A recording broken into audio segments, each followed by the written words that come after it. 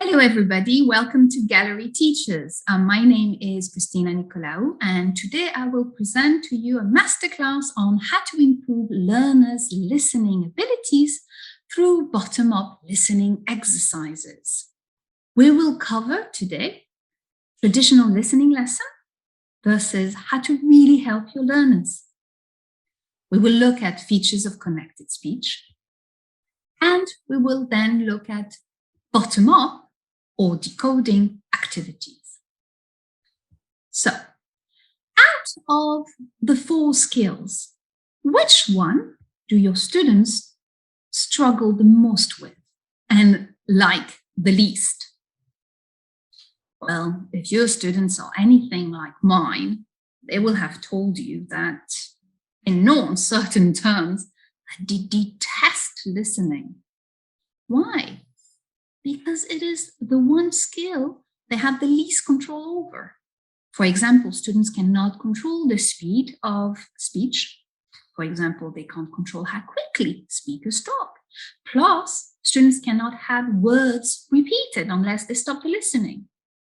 So, what do we, as teachers, normally do to help students learn listening and improve? Does that look familiar? This is the typical way listening is usually taught in English course books and teacher training programs. So we have a lead-in, then we create interest in the topics, then we teach key items of vocab, sometimes we don't. Then we set just an initial task, at least an initial listening task, just specific info. Then we go into set a specific task, such as a specific info or intensive listening or reading if it's receptive, but here it'd be listening. And then we have this personal follow-up,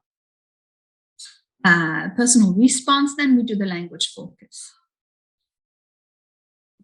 This is typically a top-down approach to listening, where we look at the bigger picture first. So we activate schemata, get them interested in the general subject.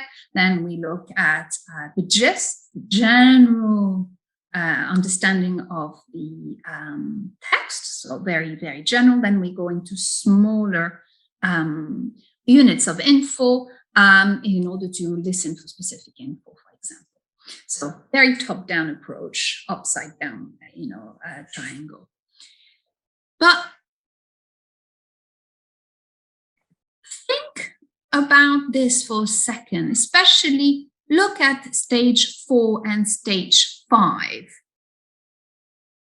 Do we actually teach them how to listen for gist, for example, by giving them strategies, or do we just test them if they can listen for gist?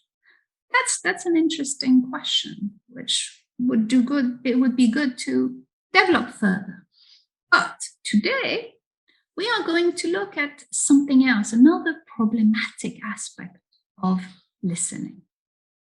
Now, look and listen to this person, this learner, and answer these 2 questions about her. What listening problem or problems does this learner have? And can the technical way of teaching listening, which we've seen previously, top-down approach, help this learner and her listening problems? Listen, look, and decide. Tespaya na pasa na marakeri, Kenli.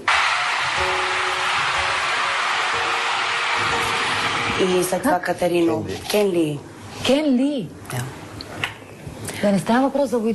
So to go back to our 2 questions. Question number 1, an oversimplified answer is that she didn't know the song was in English. Another more plausible answer is that she had problems with listening subskills other than just listening for specific info that we normally teach task for. She actually had problems with decoding. She didn't recognize the smaller units of info, such as sounds, letters, and words, to understand the meanings that they convey when strung together in a text. As for question number 2, the answer here would be a straight no. Can the typical listening lesson plan help this learner in her listening problems? Well, no, unfortunately, because the traditional top-down listening approach is wholly inadequate to deal with this listener's problems. Her main issue was that she didn't recognize the small bits, such as sounds or connected speech that combined to make the bigger bits, like words or sentences, which ultimately combine to make a whole, in this instance, a text, very famous song. So she needs the opposite approach. Instead of a top-down approach, she needs the bottom-up processing approach, which is highly underutilized in the classroom. She needs to focus on the smaller units, also known as soft skills or micro skills of listening, which are associated with decoding. Now, here, this list of listening sub-skills is, as you can see, quite exhaustive, but it is just one of many. And it is just one way to categorize those skills. You can go into different books, different resources, and you will see completely, there will be the same sub-skills or micro skills, but they will be organized differently with different headings. Next, in this session, we will work on some of the perception skills, the decoding skills, as these would definitely benefit our singing learner the most. And because if you don't understand anything that you hear, there's very little of the learning that can happen. It's the ultimate stumbling block to the rest. So let's look in particular at these two. Recognizing syllable reductions due to weak forms and or elision, and recognizing assimilation. Now, in order to understand how to teach each of these microskills, first, it is essential to understand why the nature of English language as a stress-timed language can cause problems with decoding the listening text. And by extension, what weak forms and elisions and assimilations are and how they can also affect decoding. The nature of, like I said, of the English language causes significant problems for listening. English, contrary to other languages, just French, for example.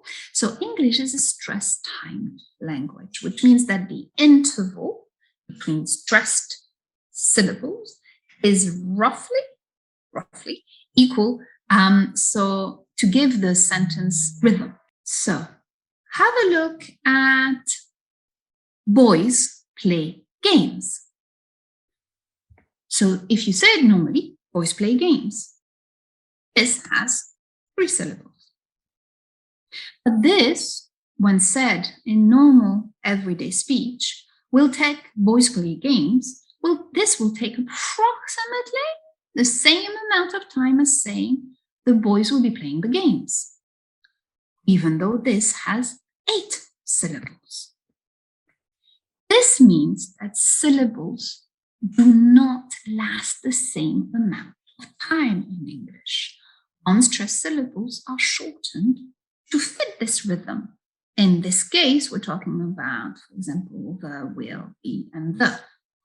That means vowel reduction or weak forms.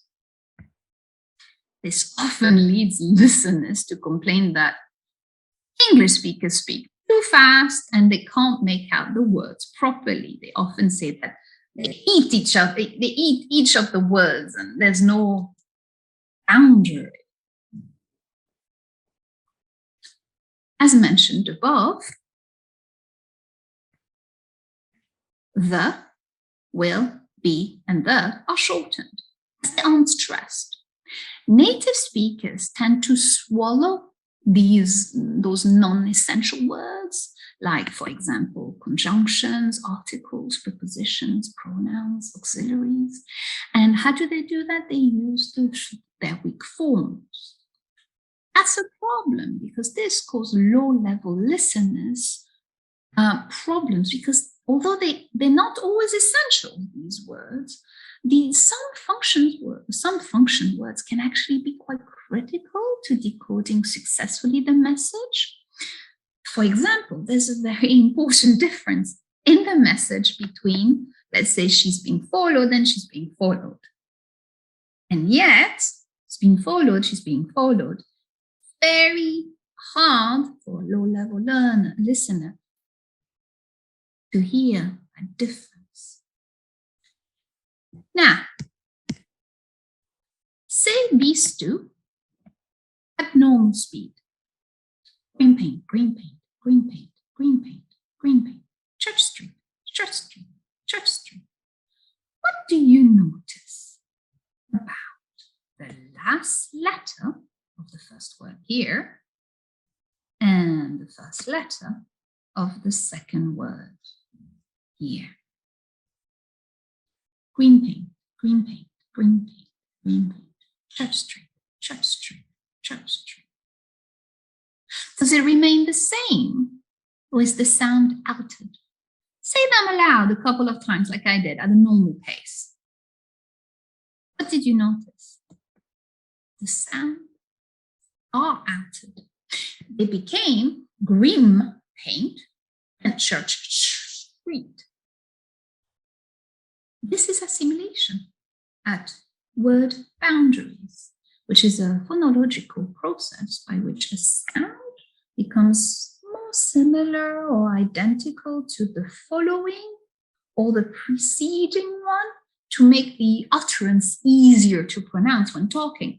I mean, green paint is difficult. So instead of and we go which is easier as a transition.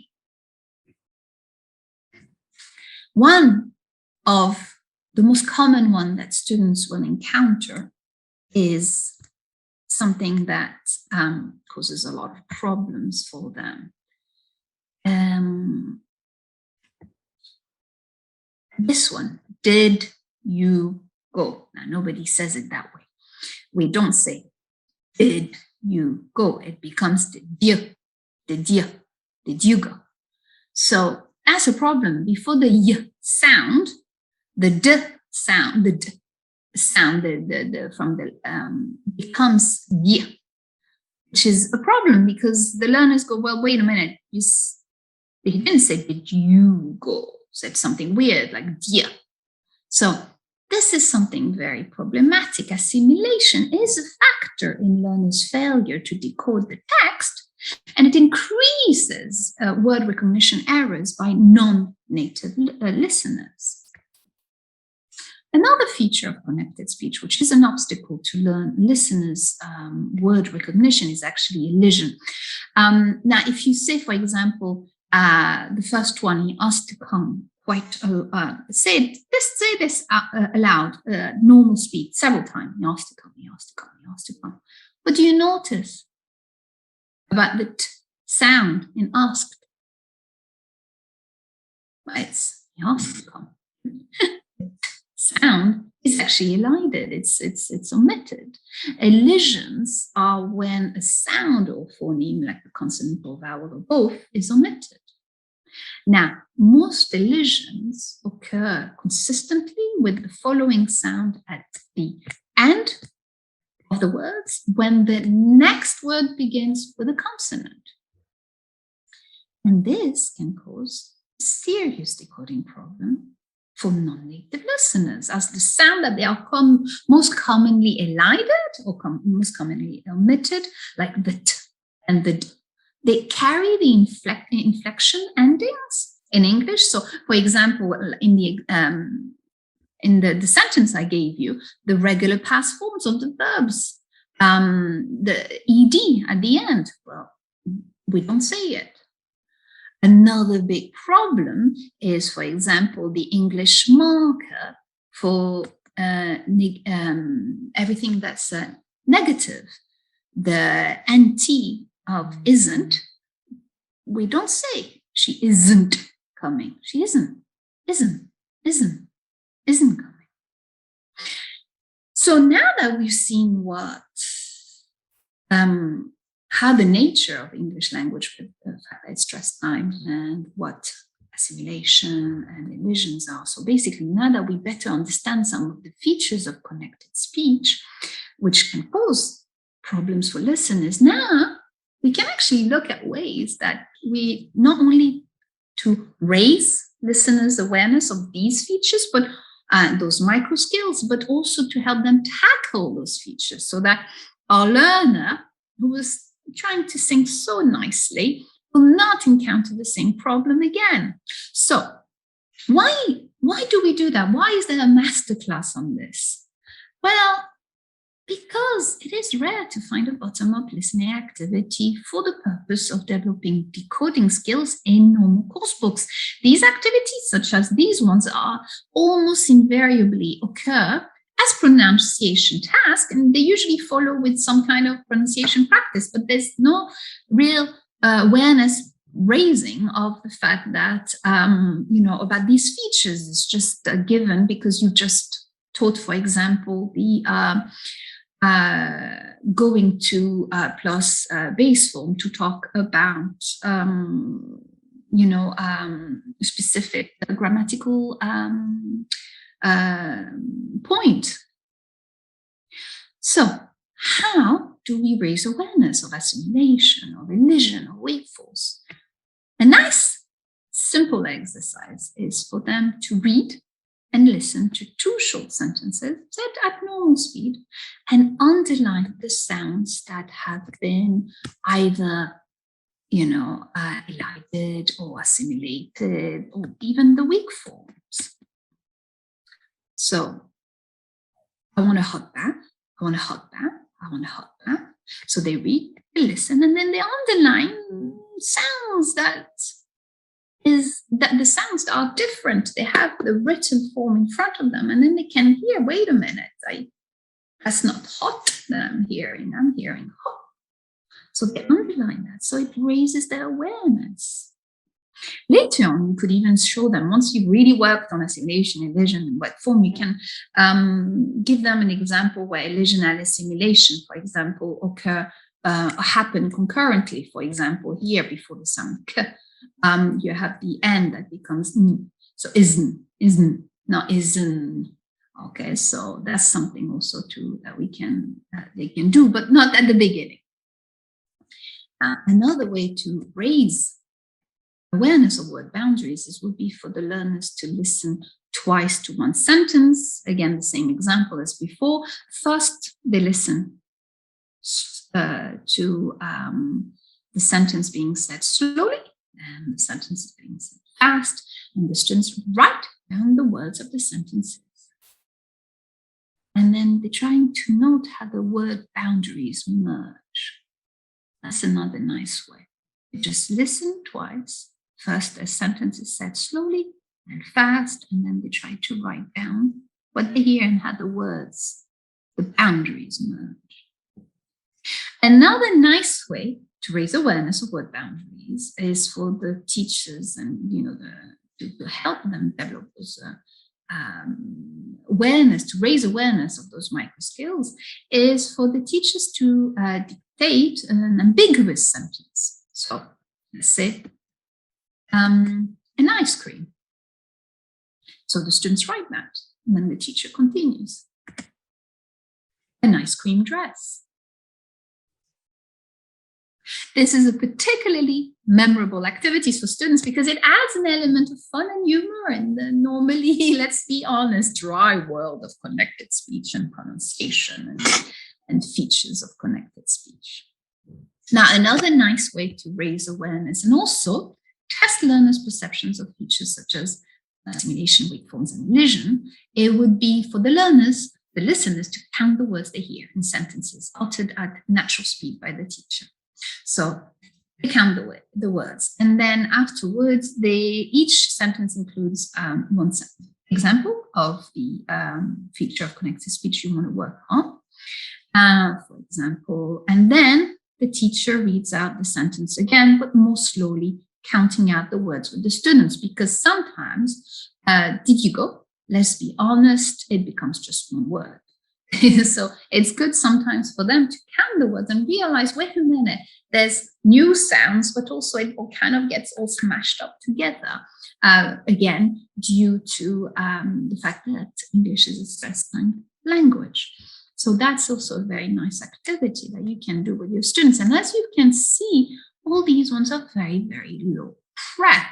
Another nice low prep solution to raise awareness of and the perceptions of the features you want to work for, you want them to work on, is basically to use your coursebook material. Play and replay the relevant section of the spoken text. So here, this is in English for Elementary. It was. So play and replay this relevant section of the spoken text until the listeners are able to figure out how the phonemes of the syllables are distributed or unstressed or what happens. So that's for here, the was, wasn't. So that's the weak forms, which were quite interesting with, was and were. Now, you can also provide them with focused listening practice of assimilation, elision, and weak forms. So how do we do that? We do that through the use of a dictation exercise. Learners listen to a dictation, transcribe short composed sentences. You speak here normal speed, and each has a specific problematic feature of connected speech. Then they compare what they actually heard, like that done, to what the text was, which was that done. Okay. Right, you are. For example, you don't say right, you are. Right, you are. So what happens here? This is very interesting because the learners, you will notice, will have never done this. And they'd be like, but why? I mean, one of the things I've noticed when I have been, while I do this in classes, is that the students turn around and go, why weren't we told this before? This would have greatly helped us. Now, the aim of this session wasn't to say that one should do completely away with the traditional way of teaching. Or is it just a thing? I don't know. That's for another subject, for another masterclass.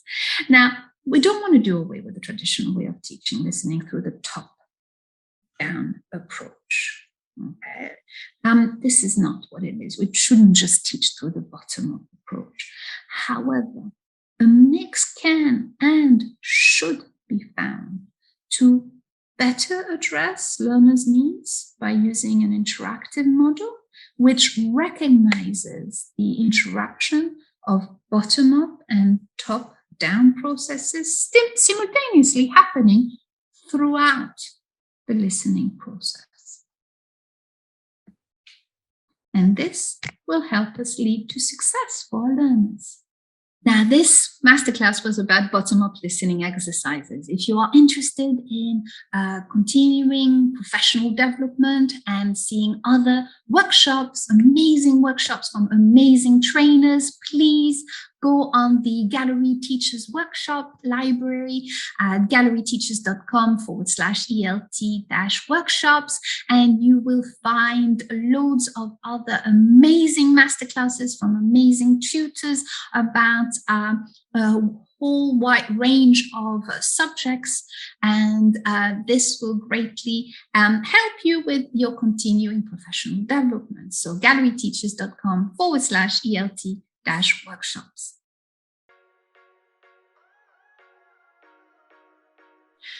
Just because you don't know much about connected speech or microscale listening, microscales, doesn't mean that you will not be able to conduct bottom-up listening exercises in the classroom.